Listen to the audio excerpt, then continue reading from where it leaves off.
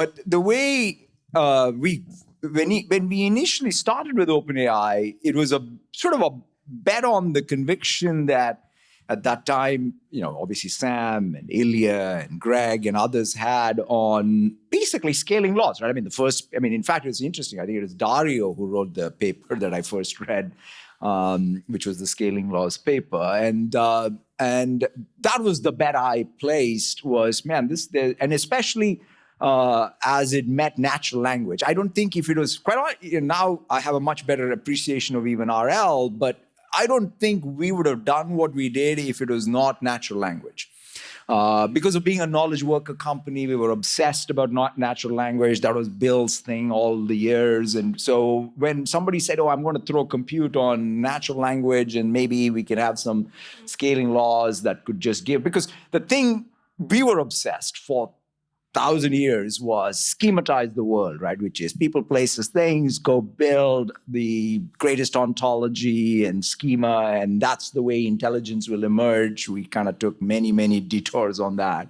And then I felt like, wow, I always felt uncomfortable because the world is too messy for SQL to work.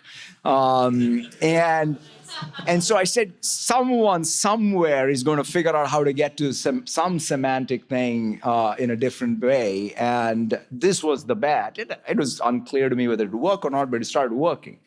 And so I look at that and say, we have a fantastic commercial partnership. We have all the things that we want and need, the ability, like I've always said, like we built a system underneath it, we built tools around it, we're building products about it. So to some degree, I have a long-term stable relationship with OpenAI, and we have the IP rights. And so therefore, we will want to build, like we built 5, Mustafa and team have capability that they had in Pi before, we have it in Microsoft.